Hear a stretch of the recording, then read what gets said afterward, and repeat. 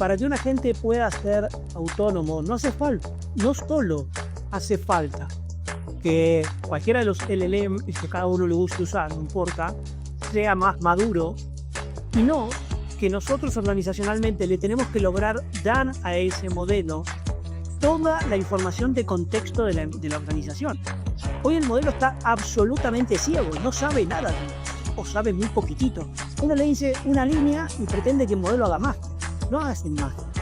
Tiene una gran tecnología, pero no son magos y no saben leer la mente. Una persona comercial, cuando estaba automatizando algo, que a PPT le empezó a sugerir código Python. Y bueno, imaginarán, en su vida no sabía ni qué era eso. Y bueno, y un par de horas después, varias horas después, terminó poniendo un código Python funcional. Entonces, y cuando vino, dijo, ¿viste lo que hice? Mira lo que logré. Y claro, estaba súper emocionado. Entonces, y a mí me parece bien esa emoción. A mí me parece bien esa emoción, porque la maravilla que tiene inteligencia artificial es que nos posibilita a todos no solo consumir tecnología, sino construir tecnología. Bienvenidos a Lo que te estás perdiendo, un podcast donde hablamos de emprendimiento e inteligencia artificial. Hoy hablamos con Adrián Mastronardi, CTO de Javi, una empresa que a través de tecnología está revolucionando la forma en que compramos y vendemos casas en Colombia y en Latinoamérica. Hoy hablamos de un montón de aplicaciones de inteligencia artificial, desde aplicaciones en la salud hasta el ecosistema de gente que están creando ellos en Javi. También tocamos temas muy interesantes como por ejemplo, ¿por qué es importante el Human in the Loop en la creación de agentes? ¿Qué se le recomienda a alguien que está comenzando a aprender todos estos temas de inteligencia artificial? Y muchísimo más. No te lo pierdas. Hola Arián, ¿cómo estás? Hola John, buenos días, muy bien. Genial. ¿Desde dónde nos saluda el día de hoy? Hoy de nuestras oficinas de Bogotá. Buenísimo, desde la neverita. Adrián, yo usual... Para mí es una delicia. Sí.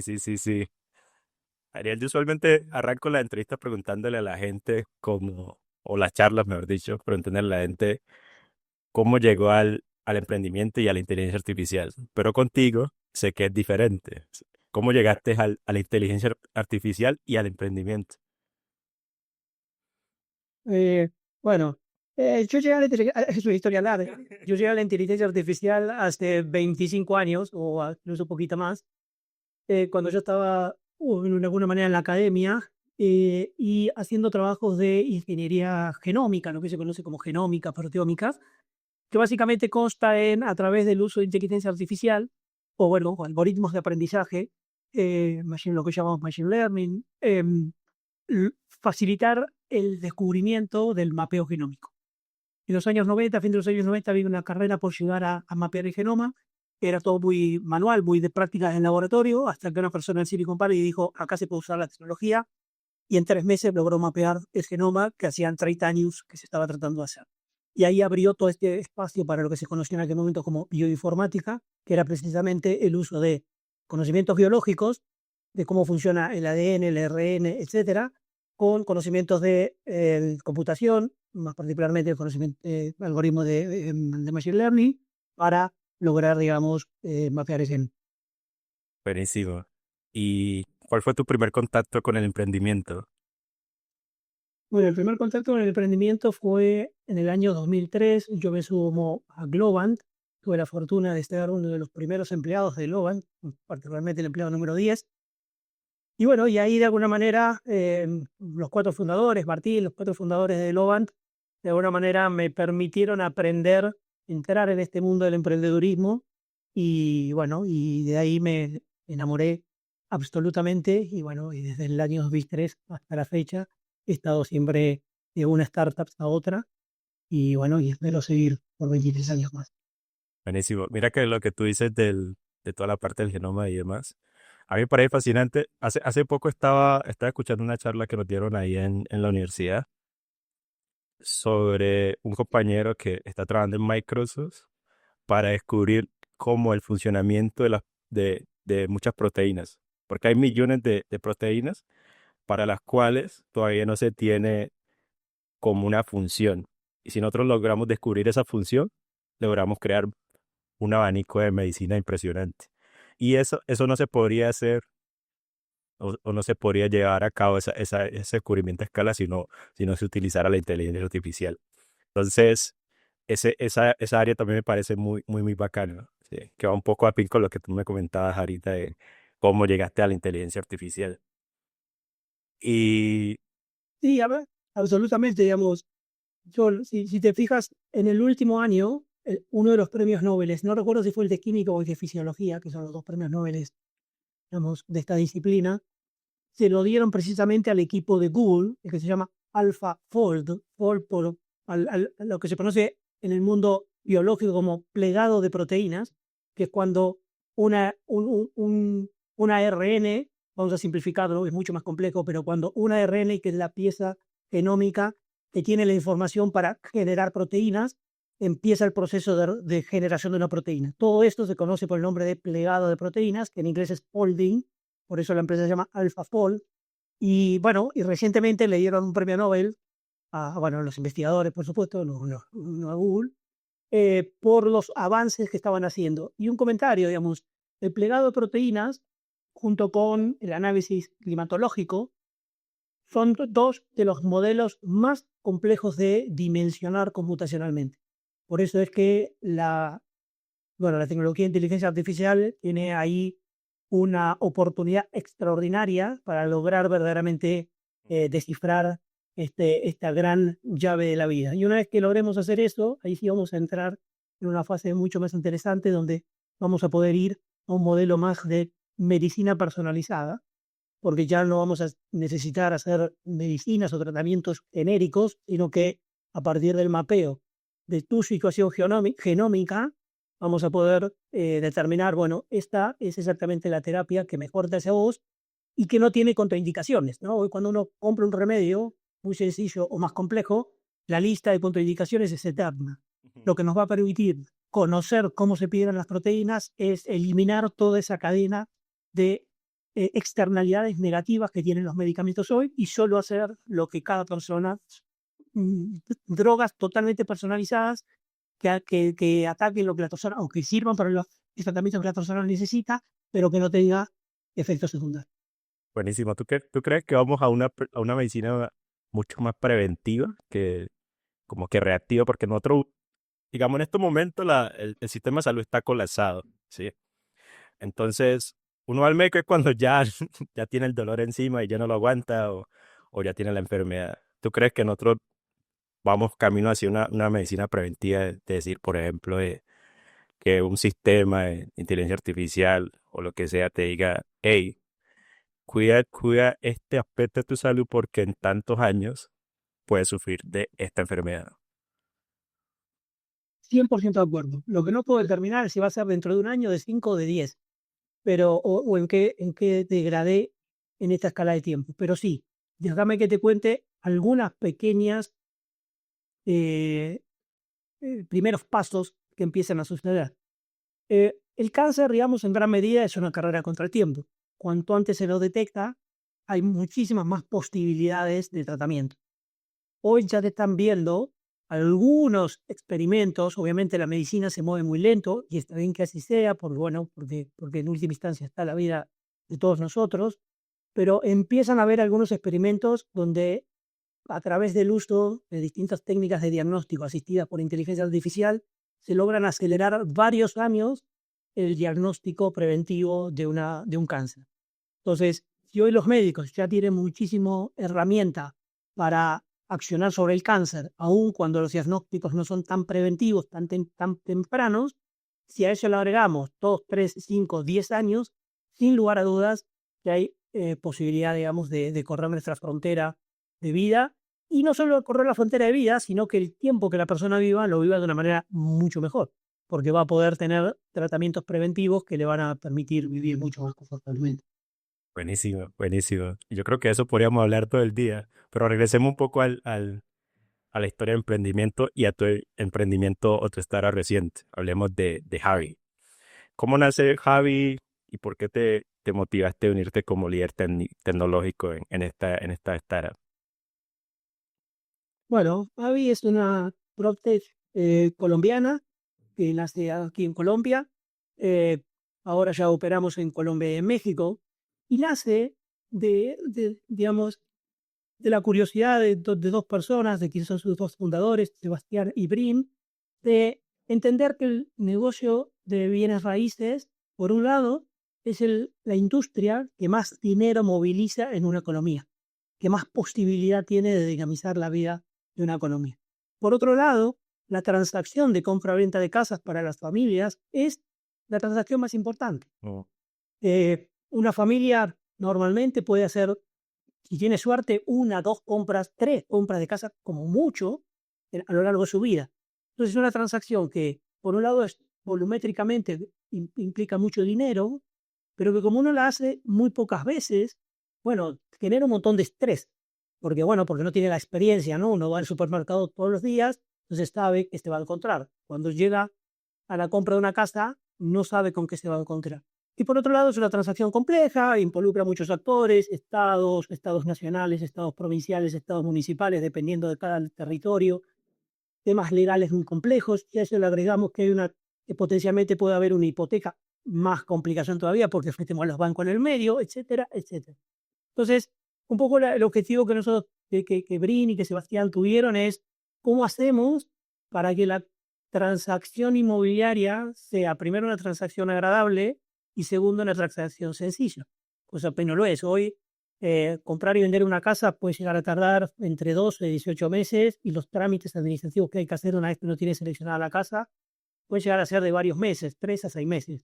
Entonces, bueno, ¿cómo logramos que comprar y vender una casa sea tan fácil como cualquier otra compra en una plataforma de e-commerce de las que nosotros estamos acostumbrados? O si no, tan fácil como ir a un supermercado físico y comprar, digamos, la verdura o los fideos.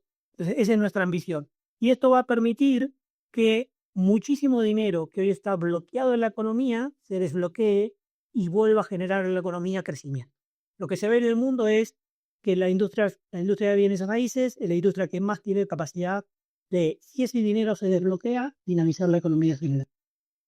A mí me parece una solución fascinante, que era algo que nosotros ya necesitamos en Colombia. O sea, uno ve como industrias inmobiliarias, por ejemplo, en Estados Unidos, que uno con una simple consulta pues ya puede prever el precio de la casa.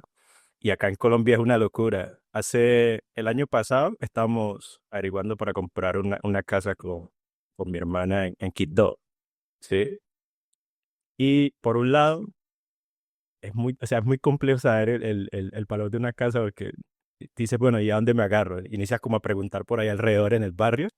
Venga, ¿cuánto usted vendió su casa? Y por acá el vecino, ¿cuánto vendió la otra? Y así inicia a hacer como esa especie de estudio de mercado, por decirlo así.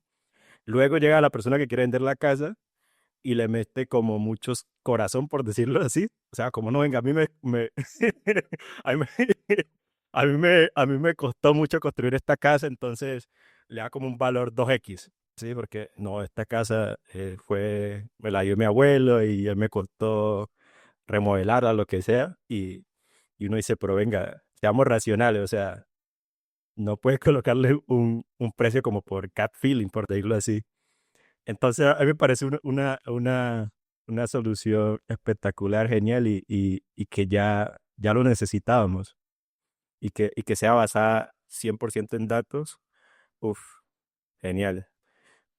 Y Déjame que, del acuerdo mencionás, déjame que haga ahí un comentario, porque me alegro que tú lo menciones, porque precisamente eso es lo que le pasa a todos los actores. Por eso, nuestro primer gran esfuerzo estuvo en construir esa base de datos de precios. Pero nuestra estrategia no es que esa base de datos de precios sea solo un activo nuestro y que solo nosotros nos podamos nutrir y eventualmente aprovechar de esa base de datos, sino que nosotros tenemos una misión en AVI que es elevar a todo el mercado. ¿Por qué elevar a todo el mercado? La industria inmobiliaria en cualquier parte del mundo es una industria muy fragmentada, que quiere decir que hay miles de jugadores. Pensemos en el buscador. Bueno, no hay muchos buscadores. Pensemos en los e-commerce. Tampoco hay muchos e-commerce. Pensemos en los domicilios. Tampoco hay muchos domicilios. En el mundo del real estate, el mundo de los bienes raíces, hay miles. Entonces, si nosotros queremos verdaderamente que toda la industria funcione mejor, no nos queda otra alternativa que construir tecnología y disponibilizar esa tecnología al resto de los actores para que todos nos eleven. Por eso es que esa solución que tú mencionas, que nosotros la llamamos Avímetro, está disponible de forma gratuita para cualquier persona que quiera comprar y vender una casa como tú. Pone los datos de la casa, entra en Avímetro, avi.com/Avímetro, y ahí con ingresar unos datos de la propiedad, nosotros le decimos de manera objetiva cuál es el precio. ¿Por qué objetiva? Bueno, porque nosotros estamos constantemente nutriéndonos de cientos de bases de datos, de cientos de fuentes del mercado, que de alguna manera recopilamos todas esas transacciones y bueno, a través del uso de Machine Learning ponemos precio. Vamos a alguno más y ese mismo precio que nosotros mostramos es lo que nosotros consumimos. En Colombia, digamos, todos los precios que nosotros ponemos son forma automática. O sea, no hay una persona manual que viene y dice, bueno, esta casa vale más o menos X. No. O sea, se incorporan los datos en forma automática, digamos, aquí están los datos y el algoritmo dice, bueno, esta casa vale X. Y ese X es que nosotros de alguna manera usamos para todas nuestras transacciones, ya sea de compra o de venta. Y hay otra problemática que uno no se da cuenta hasta que inicia a hacer el ejercicio, como de iniciar a buscar una casa para comprar, y es el tema de la transparencia o la seguridad de la transacción, ¿sí? Porque cuando tú inicias a hacer el ejercicio, mucha gente te inicia a decir como, hey, cuidado porque hay personas que revenden la casa como 5 veces. Y a mí me encanta que usted le dan esa seguridad a la persona como, venga, la casa que usted compra o venda va a estar legalmente, va a tener unas buenas bases legales, o sea, no va a tener inconveniente por ese lado. Y eso me parece también muy, muy, muy chévere.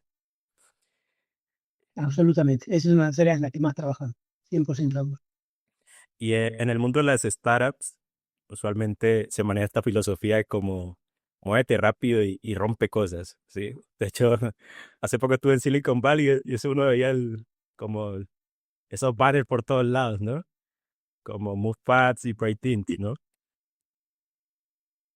Pero yo sé que tú eres muy fan de hacer las cosas bien, ¿sí? ¿Cómo manejas ese balance vamos a movernos rápido, pero vamos a planificar o a tratar de hacer las cosas bien? ¿Cómo lo manejas dentro de Javi, dentro de las startups? Buena pregunta. Bueno, es desafiante, ¿no?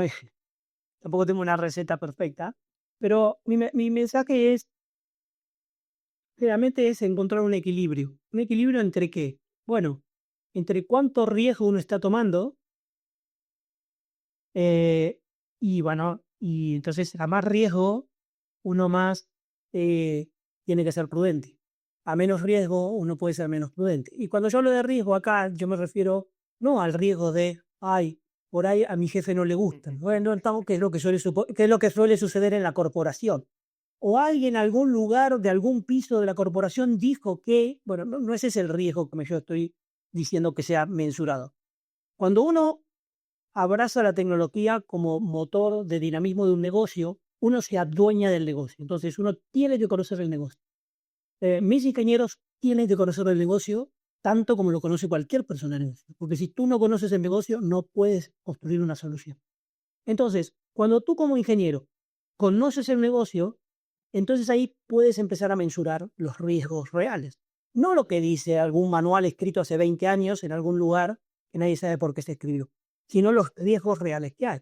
Entonces, cuando hay riesgo, pues entonces ahí es donde hay que decir, momento, porque acá hay que ser prudente. ¿Por qué? Bueno, porque si cometemos un error, puede ser que le causemos un daño significativo a las finanzas de la empresa, o a la reputación de la empresa, o a la persona que está interactuando con nosotros, ya sea porque se expongan datos personales o por la situación que sea. Mientras que cuando uno conoce el negocio y dice, bueno, acá no hay ningún problema, podemos hacer esto porque no pasa nada, bueno, no te atajes, no abraces a un montón de burocracia que no aporta ningún valor y agregarle valor al negocio inmediatamente. Entonces, no es de vuelta, y conectando para un poco con todo con el tema de inteligencia artificial, no, man in the loop. Hay que mantener el man in the loop cuando man in the loop, que la persona tiene que estar en el medio de la toma de decisiones cuando la persona verdaderamente agrega valor. Y agregar valor es esto, es entender el negocio, entender los riesgos y entender el valor. Cuando el valor que se va a agregar es significativamente mayor a los riesgos, pues adelante. Cuando el riesgo que se toma no es un riesgo de vida o muerte, pues adelante. Cuando el riesgo que se toma es un riesgo muy alto, muy reputacional, o puede llegar a impactar significativamente la vida de algún actor, aunque sea uno solo, pues entonces ahí hay que frenar, como dicen en el fútbol, parar la pelota, sentarse, pensar un poco y después recién, entonces ir a la acción. Es chévere eso que mencionas de Human in the Loop, porque he hablado con algunas personas que están metidas ya en este mundo de inteligencia artificial y algunas piensan como, voy a crear un agente y me olvido de esta área, por decirlo así. Y yo decía, uy, esto es grave, o sea, porque Peligroso. siempre tiene que haber esa supervisión de la persona a ese resultado que están dando estos modelos que son probabilísticos, ¿no? Y Absolutamente, absolutamente de acuerdo. No se puede, hoy no estamos, ni la tecnología de inteligencia artificial, ni nosotros a nivel organizacional tenemos la madurez para poder llegar a ese nivel. ¿Por qué? Porque para que una gente pueda ser autónomo, no hace falta, no solo hace falta que cualquiera de los LLM, el que cada uno le guste usar, no importa, sea más maduro, y no que nosotros organizacionalmente le tenemos que lograr dar a ese modelo toda la información de contexto de la organización. Hoy el modelo está absolutamente ciego, no sabe nada de la organización, o sabe muy poquitito. Uno le dice una línea y pretende que el modelo haga magia. No hacen magia. Son una gran tecnología, pero no son magos y no saben leer la mente. Entonces, para que un modelo pueda tomar una decisión, toda esa información que tienen los colaboradores de una organización, que saben cuáles son sus valores, cuáles son sus éticas, qué, qué actos están permitidos y qué actos no están permitidos, que han tomado decisiones en el pasado y usan esa información del pasado, de cómo se toma decisión en una organización, toda esa información, si no se la damos a un modelo, por supuesto que un modelo va a tomar malas decisiones. Entonces uno tiene que ir entrenando al modelo, dándole toda esta información que se llama contexto, paso a paso, desde lo más sencillo, desde lo menos riesgoso a lo más riesgoso. Y eso es un camino largo, complejo. No hay magia ahí. Entonces, 100% de acuerdo, hoy todavía ni la tecnología ni nosotros en las organizaciones estamos en un momento de evolución donde podemos sacar a las personas en la toma de decisión, al menos en los momentos importantes. Si este contenido te está gustando, no te olvides de suscribirte, darle me gusta, compartir con otras personas. De esta manera nos ayudas a crecer. yo lo veo como entrenar a un nuevo compañero, igualito. Y uno inicia diciéndole, hey, vení, uno inicia como vainas tan sencillas como, venga, estas son las oficinas, estas son las oficinas, acá, no sé, usualmente salimos a comer juntos, o cada quien sale a comer separado, y uno dice, aquí está tu puesto de trabajo, acá puedes conseguir las cosas, inicias como a entrar a más profundidad como de su labor, por decirlo así. Yo lo igualitico, te inicia a darle contexto y afinarlo. Y ya que nos metimos en ese tema de la inteligencia artificial, ¿qué papel cumple la inteligencia artificial en Javi? No sé si nos pudieras dar un esquema así general de, venga, nosotros utilizamos modelos de machine learning para esto, ahora estamos implementando agentes para esto, lo que nos puedas contar.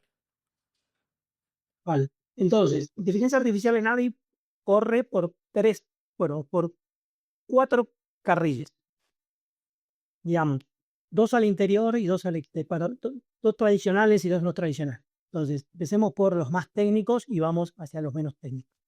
Entonces, los más técnicos y lo que primero empezamos a hacer es, como decía anteriormente, todos modelos de machine learning para calcular los algoritmos de precio. Nosotros venimos haciendo eso desde hoy. Digamos, ya en 2019, cuando se fundó AVI, ya se empezó a trabajar muy rápidamente en eso, porque como tú dijiste, los fundadores detectaron que una de las grandes carencias era el precio. Y nosotros no podemos salir a comprar casas si no sabemos el precio. Entonces, esta es una parte, ¿no? Tenemos un equipo de analítica y machine learning y data science bastante nutrida, que constantemente está interactuando con la fuente de datos, mejorando la fuente de datos y mejorando los algoritmos para bueno, cada vez tengan más asertividad. Como también nosotros tenemos mucho feedback de todo lo que nosotros compramos y vendemos a todo el mercado, eso nos permite ir constantemente mejorando. El segundo paso que dimos fue lo de empezar a trabajar con agentes, allá por septiembre del 23. Y empezamos a construir un agente que asiste a quien nos vende la propiedad. Bueno, empezamos a trabajar, pero había, desde ese momento, recordemos que GPT no era ni siquiera multimodal. Pero bueno, empezamos a trabajar. Hoy ya tenemos un ecosistema de agentes que operan en diferentes partes. Tenemos esta gente que trabaja con los que nos venden, tenemos otro agente que trabaja con quien nos compra en una primera instancia para tratar de entender qué es lo que esta persona necesita. Después tenemos otro agente que también trabaja para lograr conseguir más información de mercado. Eh, y bueno, ya ahora estamos, seguramente me estoy olvidando alguno, pero estamos trabajando en uno que va a ayudar a los equipos, bueno, otro que trabaja con el equipo de Customer Support, y estamos trabajando en uno que nos va a ayudar a los equipos internos que trabajan con toda la parte de trámites, ¿no? Porque una vez que se cierra, se hace una promesa de compra-venta, después de ahí empieza todo un proceso muy complejo de trámites, y a lo largo de ese proceso complejo intervienen varias personas. Entonces, para lograr hacer más fácil la comunicación y que las personas que están interactuando con un cliente sepan qué le dijo otro asesor de AVI anteriormente y que no haya información perdida en el camino, estamos haciendo un agente que va a asistir a estas personas.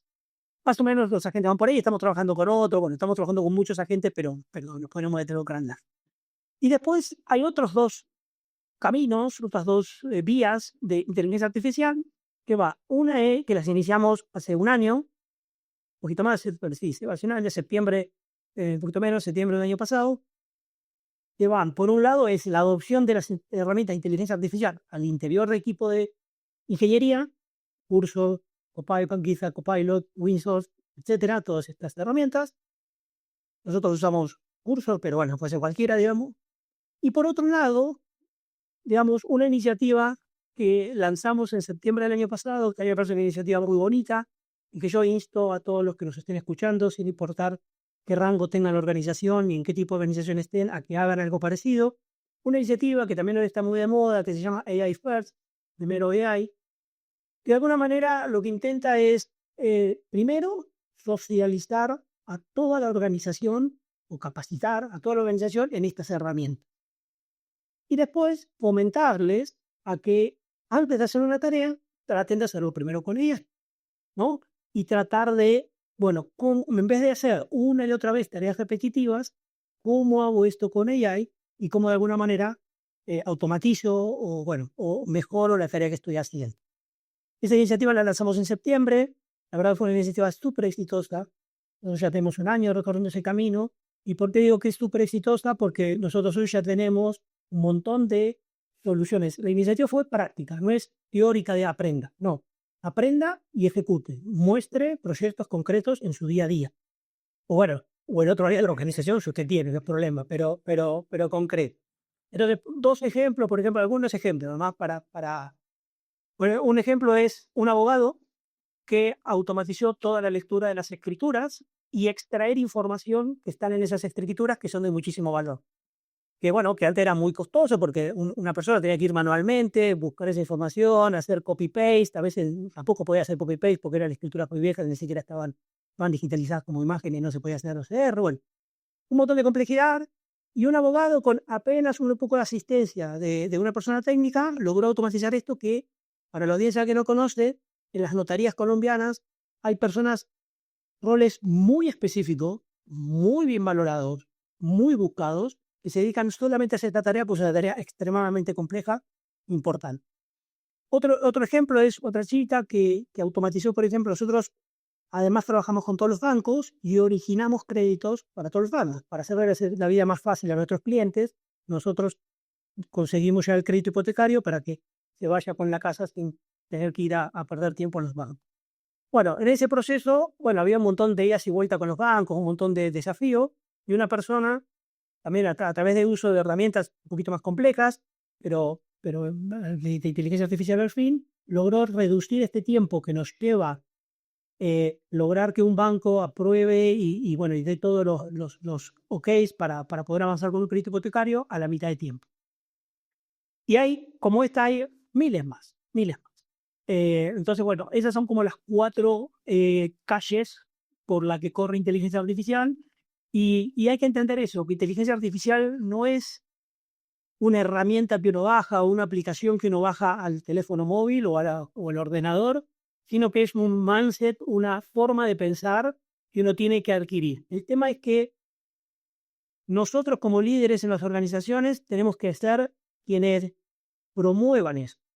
Nosotros tenemos que ser quienes de alguna manera ayuden a las personas a tomar ese mindset. Porque bueno, hay que ser consciente que también hay toda una situación hoy de marketing atrás de inteligencia artificial, que están los que la aman y están los que la odian y que nos van a sacar los trabajos y no sé qué. Entonces también para las personas por ahí, para un grupo de personas muy importante puede ser difícil de saber cómo entro, por qué lugar empiezo, cómo empiezo. Entonces ahí es donde los líderes, especialmente los líderes de tecnología, tenemos que ser un habilitador en nuestras organizaciones y darle esa ruta a las personas de acuerdo a su conocimiento para que puedan ir paulatinamente dando pasos que les permitan de una manera sin estrés poder abrazar este nuevo desarrollo tecnológico. Es muy importante eso que dices de darle como luces a las personas de, podría arrancar por aquí, porque yo veo mucha gente que ni siquiera ha utilizado ChatGPT, pero ve mucho el auge de las automatizaciones con N8N y demás. Y dicen como, no, necesito entrar a automatizar todo con N8N. Y yo le digo, hey, manito o manita, espérate un momentico, espérate un momentico, vení. Aprende primero cómo charlar con él, aprende experimenta un poco con ChatGPT, crea los GPTs y luego vamos por todo el tema de automatizaciones, ¿no? Entonces hay como mucho, como está tanto el hype, hay un universo de cosas que puede hacer la gente que es abrumador, que muchas personas dicen, venga, ¿por dónde arranco? ¿Sí? Déjame dar 2 tips y ofrezco a quien esté escuchando con gusto, me busca por LinkedIn y todo lo que podamos compartir, con gusto lo hacemos. El primer tip es, cuando uno empieza, tiene que habilitar juego, no reducir juego. ¿Qué significa habilitar juego? Use la herramienta que quiera. No, porque nosotros acá solo usamos Microsoft. Use la herramienta que quiera, señor. Las 2 temas fácil le quede. La que usted sepa usar. Cuando uno empieza algo, no es el momento para restringir, es el momento para abrir, el momento para permitir, digamos, que la gente vuelva. Más adelante va a llegar el momento de consolidación. Es decir, bueno, listo, ahora usted ya sabe usar lo que usted aprendió con el agente X, lo puede llevar al agente Y, porque en esta compañía usamos agente Y, no hay problema. Pero al principio no pongan barreras, abran el juego. Abrir el juego es use lo que quiera. Y el segundo tip es, el equipo de tecnología tiene que acompañar. Y acompañar no es solamente, sí, te acompaño, no. Nosotros acá hicimos algo que fue muy exitoso, que fue una mentoría. Nosotros hicimos muchos cursos, pero por sobre todas las cosas, algo que fue súper exitoso, fue una mentoría.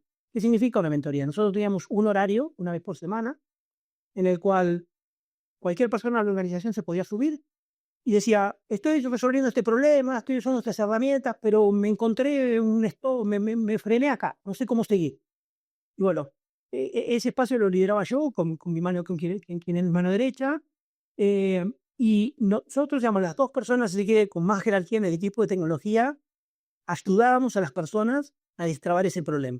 ¿Por qué? Bueno, porque muchas veces venían y me decían, no, lo que pasa es que no me quieren dar acceso, que esto, que no lo otro.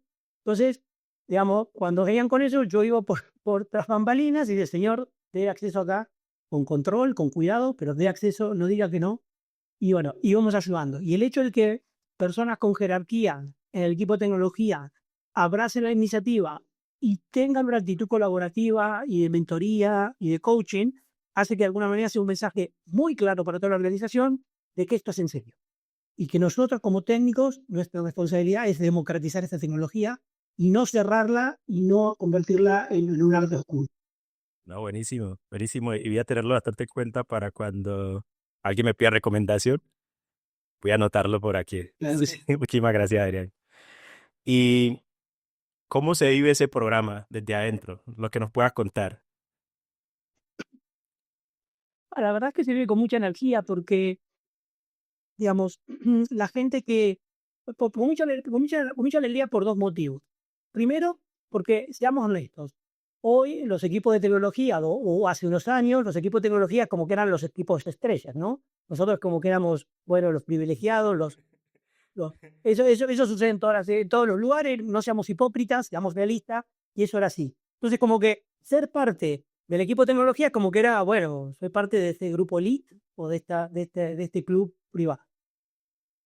Eh, por un lado, entonces, que ellos empiecen a ver que, bueno, yo también puedo hacer cosas. O sea, no es que esta gente no sé, tienen conocimiento de otro planeta y que yo no puedo acceder. No, señor, yo también puedo acceder. O sea, la tecnología es aprendible. Si usted quiere, es aprendible. O sea, todo el mundo puede aprender tecnología si lo quisiera. Y esto es una herramienta, una, que ayuda a la gente a decir, bueno, no estoy tan lejos. O estoy lejos, pero lo puedo hacer. Digamos, porque empiezo a dar esos primeros pasos que acortan esa distancia quizás más psicológica de que yo no puedo. Cuando lo empezás a hacer, decís, sí puedo. Un ejemplo muy claro es una persona comercial que cuando estaba automatizando algo, que a PPT le empezó a sugerir código Python. Y bueno, imaginarán, en su vida no sabía ni qué era eso.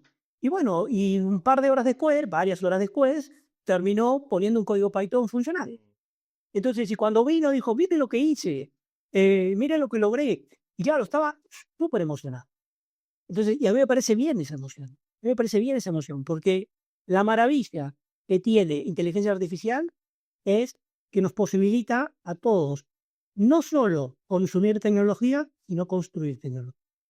Entonces, eso es una maravilla que creo que los que estamos en la tecnología tenemos que verdaderamente empoderar y animar a todo el mundo a que se suba a esta tecnología. Buenísimo. Y mira que hace poco que yo estaba escuchando el podcast que hizo Sebastián ahí en Growstar y que está muy bueno, de hecho, de podcast. Y él comentaba algo que es, venga, acá en Javi estamos creando un grupo para reinventarnos la compañía desde adentro. Y a mí me pareció muy curioso eso. Entonces, aprovechando este espacio, me gustaría que nos comentaras de qué trata ese grupo y por qué crearlo ahorita, ¿sí? ¿Por qué no antes? ¿O qué oportunidad ven ahorita que ven necesaria de, venga, a conformar, vamos a jalar a estas personas talentosas para que aprovechemos esta oportunidad? Vale, extraordinaria pregunta. La transacción inmobiliaria tiene una característica que es única. Tú quieres comprar un libro y no estás 4 años mirando un libro. Más o menos inviertes un rato y vas a la librería, ya sea en línea o física, y compras el libro. Lo mismo sucede con cualquier otra tema.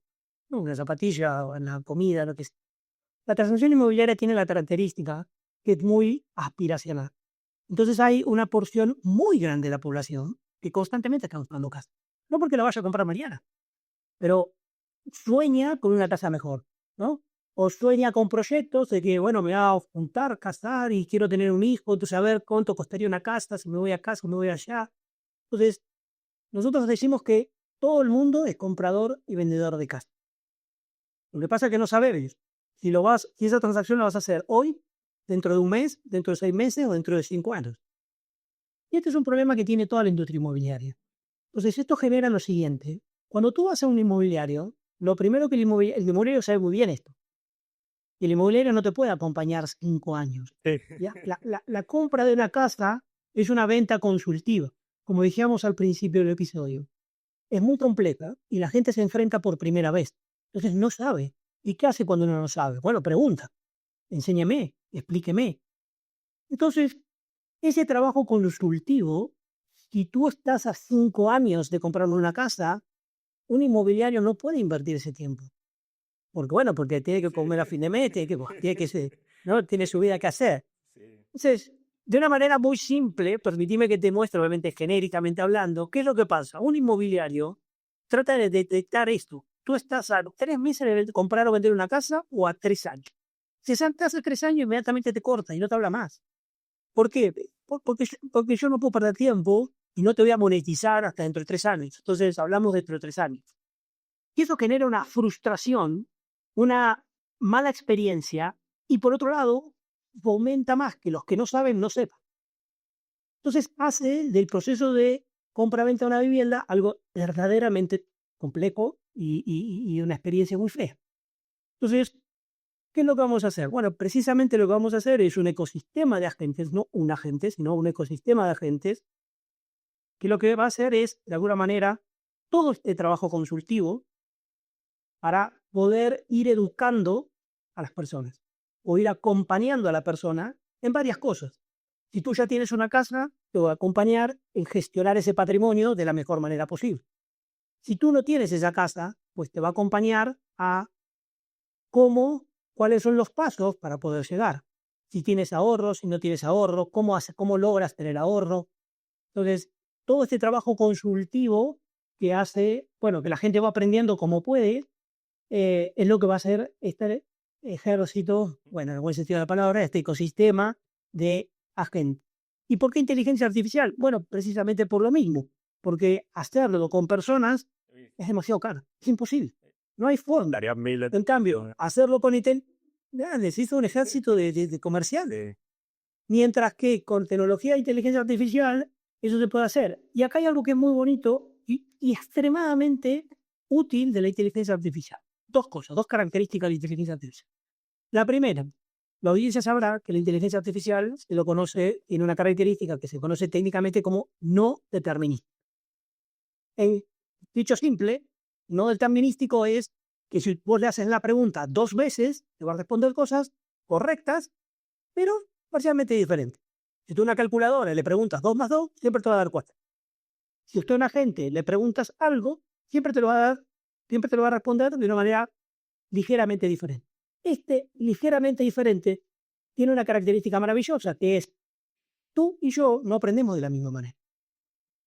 Entonces, si yo le pregunto 2 veces y capaz que la primera no le entendí, pero la segunda hizo algún pequeño giro, cambió alguna palabra que no significa que es incorrecto, sigue siendo correcto, pero esa palabra yo la entendí mejor, entonces aprendí ese conocimiento porque la gente me dio otra respuesta alternativa al mismo problema. Esto puede parecer sonso, pero es fundamental cuando se trata de algo consultivo, de algo que el que está del otro lado de la pantalla tiene que interpretarlo y tiene que internalizar. La segunda parte que se complementa con esto es un agente te va a responder infinitamente. Y este infinitamente tiene otra También, ¿no? con paciencia infinita. Y hay un tema también de un poco de vergüenza de los humanos. Si tú vas a un oficial de banco, es decir, quiero sacar un crédito hipotecario. Ah, muy bien. No sé cómo es un crédito hipotecario. ¿Me puedes explicar? Sí, le explico. A, B, C. Si no entendiste, ¿qué hace la mayoría de la gente? No dice no entendí. Se va con la duda. Con lo cual esa tarea consultiva no sucedió. Porque, bueno, porque tengo vergüenza de preguntar, de decir no sé, ¿no? Las preguntas tontas que nunca hacemos porque pensamos que si lo decimos queda descubierto de que uno es, no sé, menos inteligente o no sé qué. Entonces, ante otro humano, nosotros nos bloqueamos cuando algo no se entiende, o la mayoría de la gente, no quiere decir que no estoy generalizando. Mientras que lo que sucede en Internet es exactamente al revés, o en el mundo digital es exactamente al revés. La gente se siente libre de preguntar. Entonces te va a preguntar hasta que lo entienda. Y eso es maravilloso, porque eso termina la gente aprendiendo, que es en última instancia lo que nosotros queremos. Entonces, por estas características, creemos que los agentes es la única forma de solucionar este problema. Y lo que vamos a hacer con este equipo es precisamente solucionar este problema. Buenísimo. Y mira que eso que dices es muy importante, como que la inteligencia artificial reduce un montón esa fricción. Te lo digo porque recientemente un conocido, no voy a decir quién es, obviamente, pero un conocido tuvo una mala experiencia con un psicólogo y es como que tiene esa mala experiencia con un psicólogo y ya todos los psicólogos son malos, ¿sí? Entonces yo molestándolo, no, él hay que ir al psicólogo, hay que ir al psicólogo, hay que ir al psicólogo y no estaba cerrado, ¿sí? Entonces yo lo que hice, bueno, voy a crear un GPT. Voy a crear un GPT para que lo tomes como psicólogo. Y luego vas al psicólogo. Porque dije, y pruébate este GPT como psicólogo un par de días. Si te gusta, va al psicólogo. ¿Listo? Me dijo, listo, hagámosle. Y obviamente con el GPT sí tenía como más esa libertad de, venga, le cuento mis cosas y demás, que bueno, no lo recomienda del todo, sino era por ejercicio. Y que de hecho le daba muy buenas preguntas. Eso me sorprendió porque yo no le tenía fe. Decía como que la inteligencia artificial para psicólogos, nah. O sea, yo le decía como, no, esto no debe ser muy bueno. Pero sí le daba muy buenas preguntas. Bajo esa fricción de todos los psicólogos malos, porque ya relacionaba a los psicólogos con el GPT. ¿Sí? Y pudo acceder al psicólogo. Entonces, sí, sí es muy cierto lo que tú dices, como que baja esa barrera. Uno le da mucho menos pena, por decirlo así, hablar con una gente de cualquier cosa. Y, Adrián, ¿dónde pueden encontrarte las personas que quieran contactarte, que quieran hacerte preguntas específicas sobre inteligencia artificial, aprovechando todo tu bagaje, o que quieran saber mucho más de Javi? ¿Cuál es la red social que más visitas? LinkedIn es la única, en realidad. Sí, ya estoy un poco viejo, así que Buenísimo. pero para ahí ofrezco, John, gracias por el espacio y ofrezco, bueno, me pueden buscar ahí, me pueden mandar un mensaje.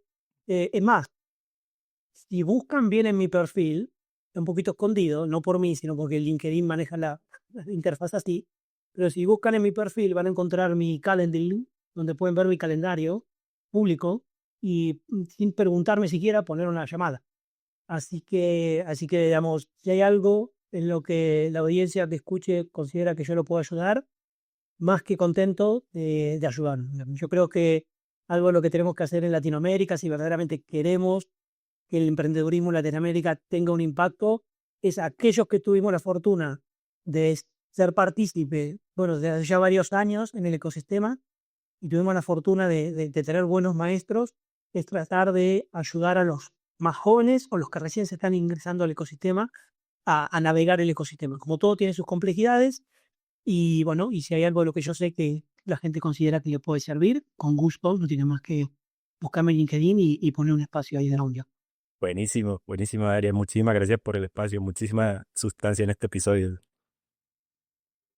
No, John, muchísimas gracias a ti por esta conversación y bueno, por lo que haces. La verdad que me gustan mucho los episodios que haces.